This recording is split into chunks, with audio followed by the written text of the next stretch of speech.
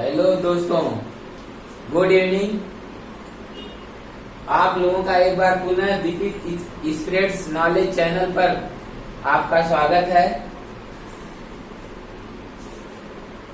पिछली वीडियो में video number 4 Bharat का संवैधानिक विकास का वीडियो नंबर 4 में ब्रिटिश सरकार द्वारा पारित अधिनियम 1935 तक देख चुके हैं। अब ब्रिटिश सरकार द्वारा पारित अंतिम अधिनियम 1947 का अधिनियम, भारतीय स्वतंत्रता अधिनियम 1947 को देखेंगे, इस पर चर्चा करेंगे।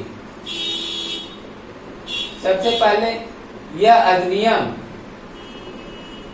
4 जुलाई 1947 को इस अधिनियम का प्रस्ताव रखा गया। 4 जुलाई 1947 को इस अधिनियम का प्रस्ताव रखा जाता है। 16 जुलाई 1947 को यह अधिनियम ब्रिटिश संसद में पारित हो जाता है। 18 जुलाई 1947 को ब्रिटिश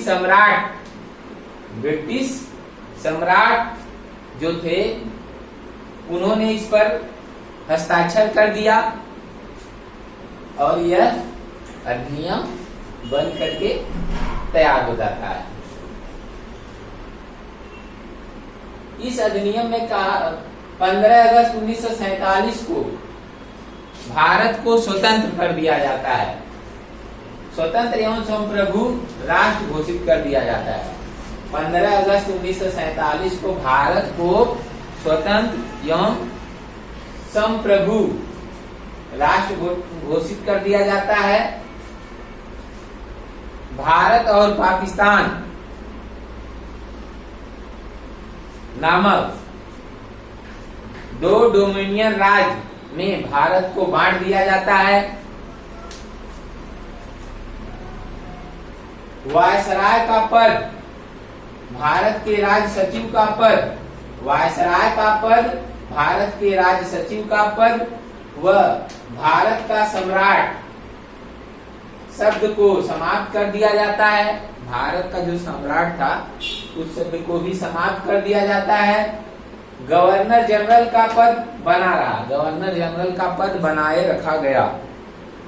गवर्नर जनरल का पद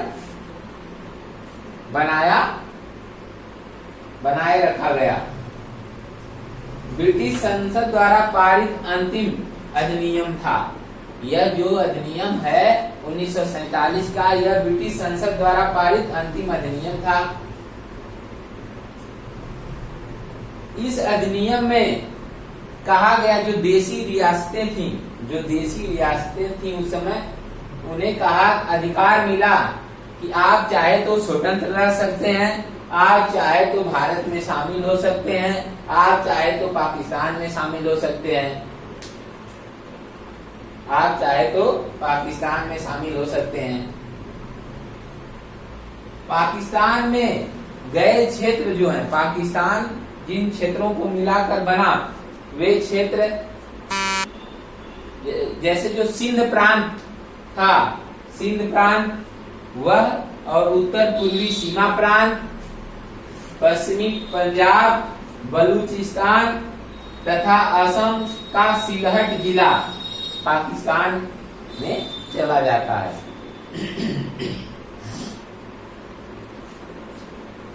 इस संविधान में कहा गया कि जब तक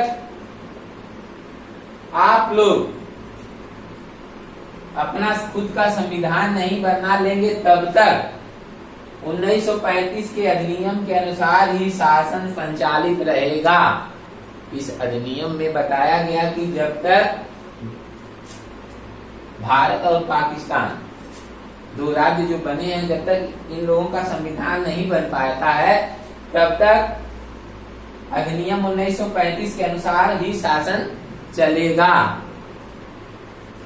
तो इस तरह से भारत का स्वतंत्रता अधिनियम 1947 में जो मेन बातें थी उन्हें देख लिए। पाकिस्तान जब बना तो उसके लिए एक शर्त थी कि जहां पे 50% मुस्लिम थे, उन क्षेत्रों को सीधा पाकिस्तान को दे दिया गया। भारत अविभाजित भारत में जिन क्षेत्रों में 50% मुस्लिम थे, उन्हें सीधे सीधे पाकिस्तान को दे दिया जाता है, और जहां 40% या उससे कम मुस्लिम थे, उसे आधा आधा बांट दिया जाता है, उसे आधा आधा बांट दिया जाता है।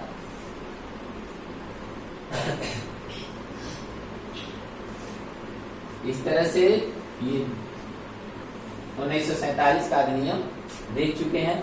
अब आते हैं हम लोग, अब चूंकि भारत स्वतंत्र हो चुका है, अब भारत को संविधान बनाने की आवश्यकता है। संविधान बनाने की प्रक्रिया क्या अपनाई गई, किस तरह से संविधान बना, आइए उसके बारे में हम लोग जानते हैं। भारतीय संविधान निर्माण की प्रक्रिया, भारतीय संविधान किस प्रकार निर्मित हुआ, इसकी प्रक्रिया क्या थी।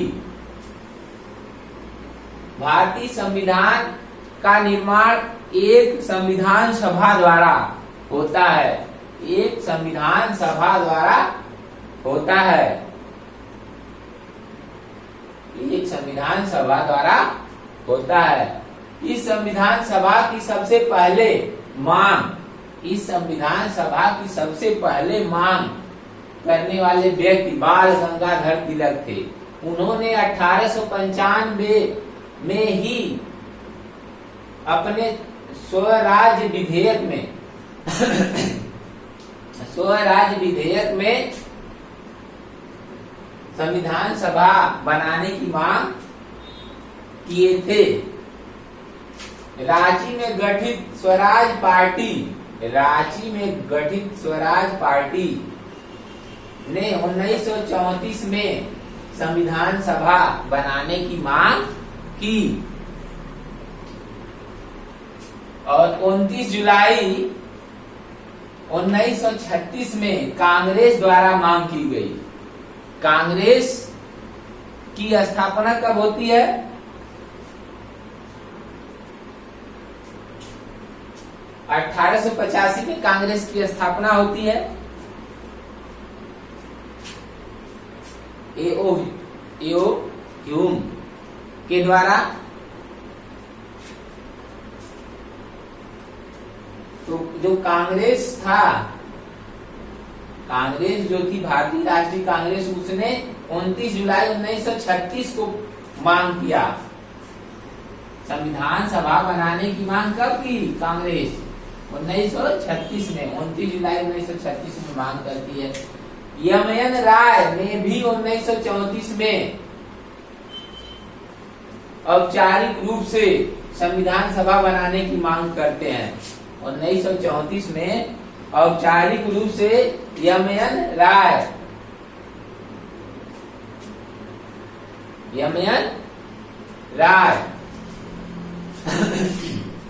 ने 1934 में संविधान सभा बनाने की औपचारिक रूप से मांग करते हैं।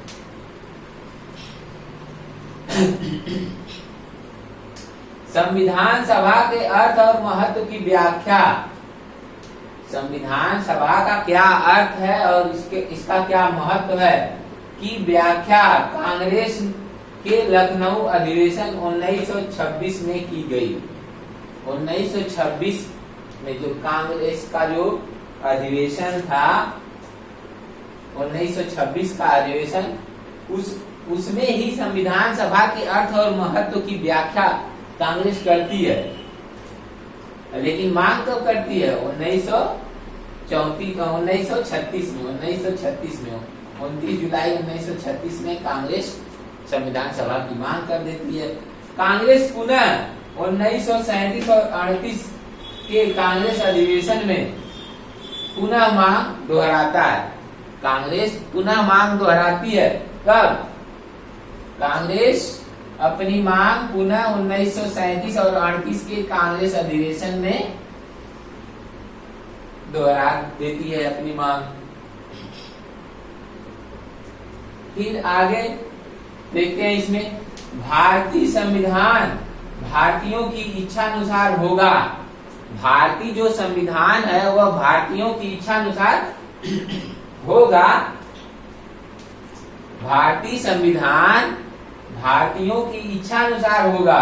1922 में गांधी जी ने कहा था, गांधी जी ने 1922 में कहा था कि भारतीयों का संविधान भारतीयों की इच्छा अनुसार होगा, अर्थात भारतीय जैसा चाहेंगे वैसा संविधान बनाएंगे। किसने कहा? गांधी जी ने कहा 1922 में। 1922 में ब्रिटिश सरकार 1940 में संविधान सभा बनाने के लिए सहमत हो जाती है। जो ब्रिटिश सरकार है, जब इतनी मांगे उठती हैं संविधान सभा बनाने के लिए, तो ब्रिटिश सरकार संविधान सभा बनाने के लिए सहमत हो जाती है 1940 में। और इस बात की जानकारी 1942 के क्रिप्स मिशन में हमें स्पष्ट हो जाती है। क्रिप्स मिशन में संविधान सभा बनाने के लिए ब्रिटिश सरकार कह देती है कि आप अपनी संविधान सभा बना सकते हैं।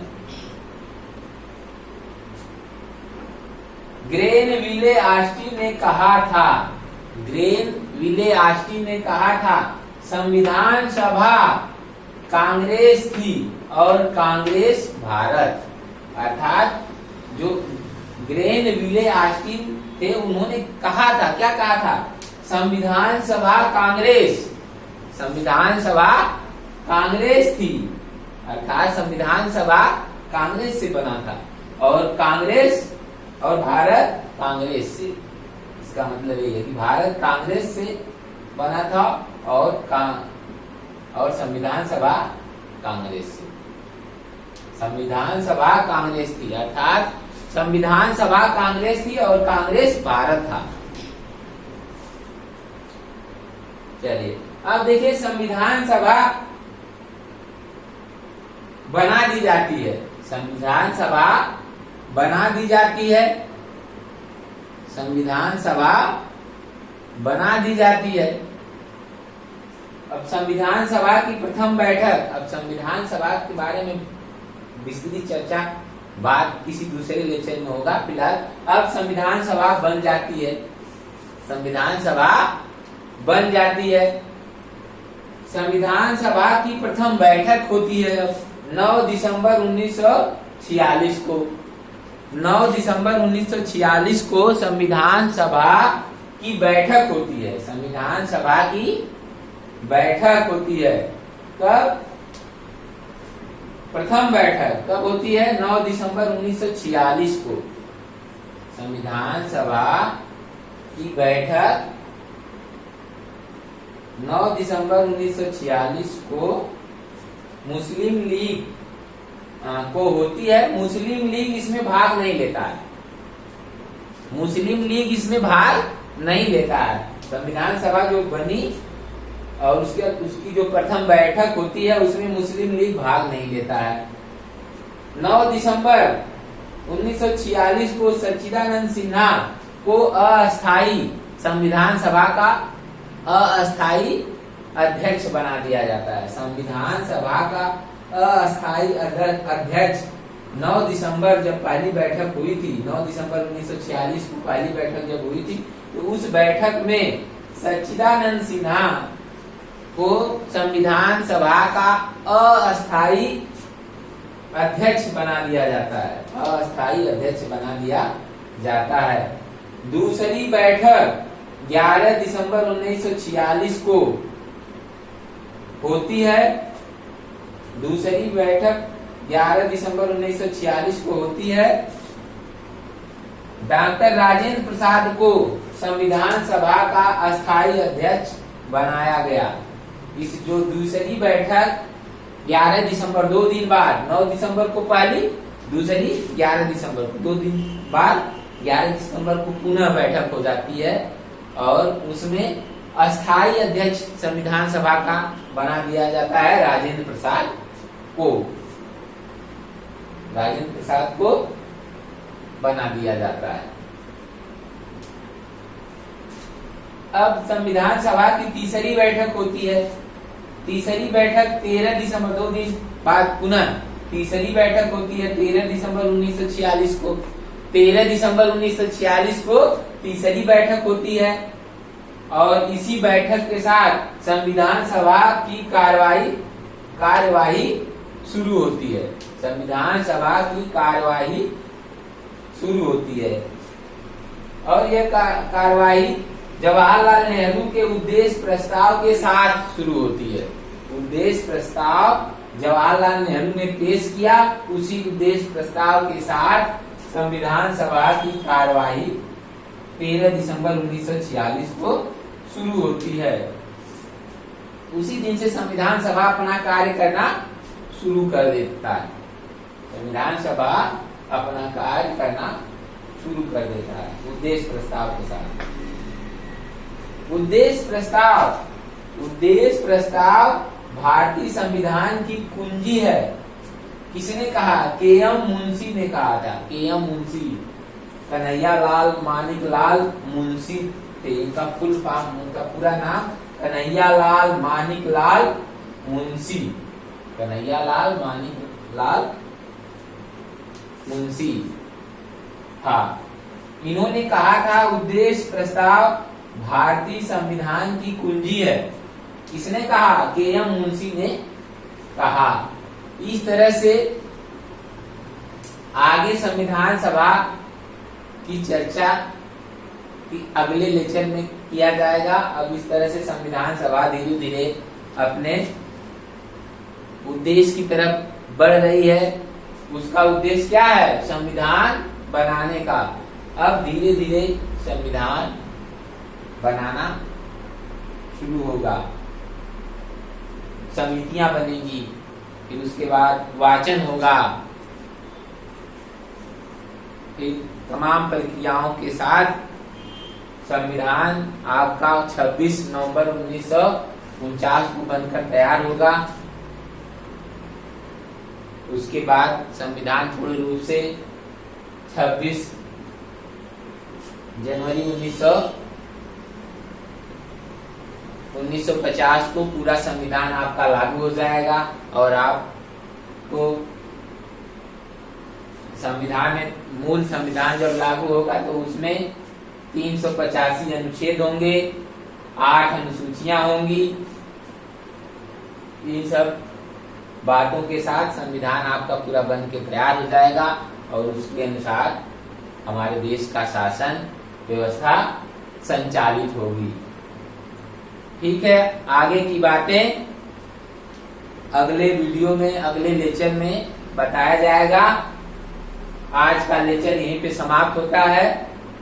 वीडियो कैसा लगा कमेंट करके बताएं। वीडियो अच्छा लगता है तो लाइक करें, शेयर करें तथा चैनल को जरूर सब्सक्राइब करें। ओके, धन्यवाद।